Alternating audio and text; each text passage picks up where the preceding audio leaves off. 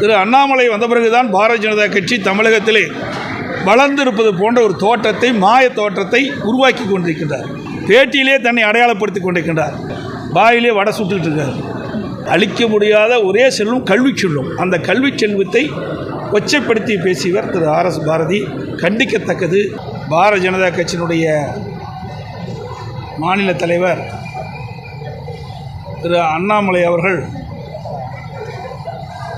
அனைத்து இந்திய அண்ணா திராவிட முன்னேற்ற கழகத்தை பற்றி சில விமர்சனங்களை தெரிவித்துள்ளார். அனைத்து இந்திய அண்ணா திராவிட முன்னேற்ற கழகம் விக்கிரவாண்டி சட்டமன்ற இடைத்தேர்தலில் புறக்கணிப்பதாக ஏற்கனவே அறிவித்துள்ளது. அதற்கு என்ன காரணம் என்பதையும் நாங்கள் ஏற்கனவே விளக்கியமாக தெரிவித்துவிட்டோம். இருப்பினும் வேண்டுமென்றே அனைத்து இந்திய அண்ணா திராவிட முன்னேற்ற கழகத்தை குறை சொல்லி திட்டமிட்டு பேசியிருக்கின்றார். இந்த தேர்தலிலே அனைத்து இந்திய அண்ணா திராவிட முன்னேற்ற கழகம் போட்டிட்டிருந்தால் 3வது இடம் 4வது இடம் வந்திருக்கும் என்று ஒரு கருத்தை தெரிவித்திருக்கின்றார். அவர் மெத்த படித்தவர், மிகப்பெரிய அரசியல் ஞானி. அவருடைய கணிப்பு அப்படி இருந்திருக்கின்றது. அது மட்டுமல்ல, ஏதோ அவர் திரு அண்ணாமலை வந்த பிறகுதான் பாரதிய ஜனதா கட்சி தமிழகத்திலே வளர்ந்திருப்பது போன்ற ஒரு தோற்றத்தை, மாய தோற்றத்தை உருவாக்கி கொண்டிருக்கின்றார். உண்மையிலே அது அல்ல. 2014 பாரதிய ஜனதா கட்சி அவர்களோடு பல்வேறு கட்சிகள் கூட்டணி அமைச்சு போட்டியிட்டன. இப்போ இருக்கின்ற 2024 பாரதிய ஜனதா தலைமையிலே அமைக்கப்பட்ட கூட்டணியில் அப்பொழுதும் பல கட்சிகள் இடம்பெற்றிருந்தன. அவர் தினந்தோறும் பேட்டி கொடுத்து கொண்டிருக்கிறார். பேட்டியிலே தன்னை அடையாளப்படுத்தி கொண்டிருக்கின்றார்.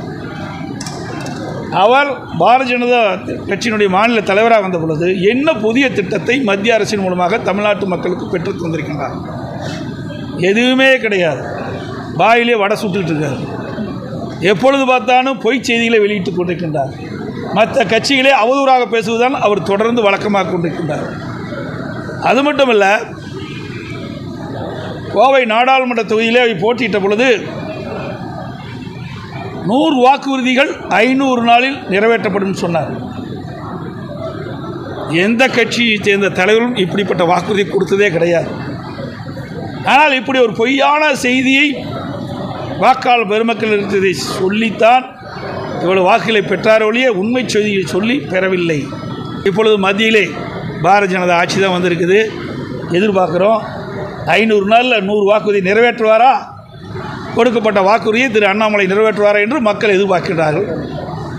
அது மட்டுமல்ல, இப்படிப்பட்ட பாரதிய ஜனதா கட்சியில் மாநில தலைவர் இருக்கின்ற காரணத்தினால்தான் 300க்கும் மேற்பட்ட தொகுதியில் வெற்றி பெற்று ஆட்சி அமைத்த பாரதிய ஜனதா கட்சி இன்றைய தினம் சரிக்கு கூட்டணி அமைச்சு ஆட்சியிலே அமர்ந்திருக்கின்றது. அதை முதல் அவர் கவனத்தில் எடுத்துக்கொள்ள வேண்டும். எங்கே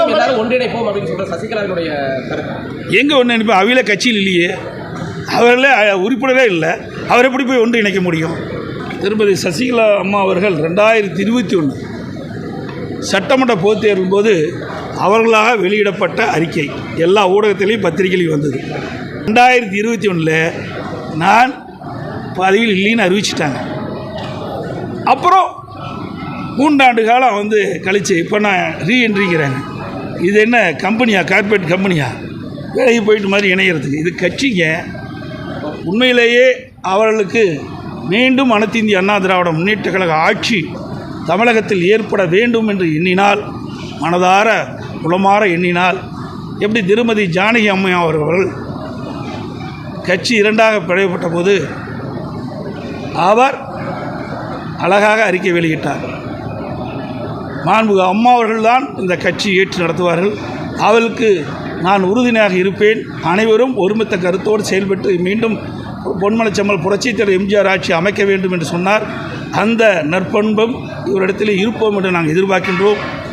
அது அப்படிப்பட்ட ஒரு நல்ல எண்ணத்தின் அடிப்படையில் அவர் செயல்பட்டால் நன்றாக இருக்கும் என்று தொண்டர்கள் அனைவரும் எண்ணுகிறார்கள். திராவிட முன்னேற்ற கழகம் ஆட்சி பொறுப்பேற்ற பிறகு சுமார் 30,000 கோடி அவருடைய ஆட்சி காலத்தில் பல்வேறு துறைகளில் சம்பாதிக்கப்பட்ட பணத்தை என்ன செய்வதென்று தெரியாமல் தடுமாறிக் கொண்டிருக்கிறார் என்ற செய்தியை ஆடியோ மூலமாக அன்றைய நிதியமைச்சர், இன்றைக்கு அமைச்சராக இருக்கின்ற திரு பழனிவேல் ராஜன் அவர்கள் தெரிவித்திருக்கிறார். அதை பற்றி அவரும் பேசியிருக்கார், நாங்களும் பேசியிருக்கோம், தொடர்ந்து நாங்கள் பேசிக்கிட்டு தான் இருக்கிறோம். அந்த உண்மையெல்லாம் எங்களுடைய ஆட்சி அமைந்த பிறகு வெளியிலே கொண்டு வரப்படும். ஆக இவ்வளவு பெரிய ஊழல் நடந்தவர்கள் இன்றைக்கு நாட்டு மக்களிடத்திலே ஒரு நாடகத்தை அரங்கேற்றி உத்தம ஒரு நாடகத்தை அரங்கேற்றின் போதுதான் விந்தையாக இருக்கின்றது. அழிக்க முடியாத ஒரே செல்வம் கல்வி செல்வம். அந்த கல்வி செல்வத்தை கொச்சைப்படுத்தி பேசியவர் திரு RS பாரதி கண்டிக்கத்தக்கது. வயது முதிர்வின் காரணமாக இப்படிப்பட்ட கருத்தை சொல்லியிருப்பார் என்று கருதுகிறேன். இது வன்மையாக கண்டிக்கத்தக்கது. பட்டம் படித்தவர்களை கேவலப்படுத்துவதாக நாங்கள் எண்ணுகிறோம். இல்லை, அது வெளியில் கொண்டு வாங்க. என்னென்ன ஊழல் நடைபெற்றது என்ற விவரங்களை ஊடகத்தின் வாயிலாக, பத்திரிகை வாயிலாக நாட்டு மக்களுக்கு தெரிவிங்க. நடுநிலையோடு செயல்பட்டால் நிச்சயமாக இந்த அரசு அடுத்தது காணாமல் போயிடும். இப்போவும் சொல்கிறேன், ரிக்வெஸ்ட் பண்ணி கேட்டுக்கிறேன், ஊடக நண்பர்கள் பத்திரிகை நடுநிலையோடு செயல்படுங்க. இன்றைக்கு எங்கே தவறு நடக்குதோ அந்த தவறை ஊடகத்தின் வாயிலாக, பத்திரிகை வாயிலாக வெளிப்படுத்தினால் இந்த அரசு காணாமல் போய்விடும். திமுக என்ற கட்சி காணாமல் போய்விடும். அந்த அளவுக்கு ஊழல் மலிந்த ஒரு அரசாங்கமாக இன்றைக்கு இருந்து கொண்டிருக்கின்றது. ஊழல் நடைபெறாத துறையே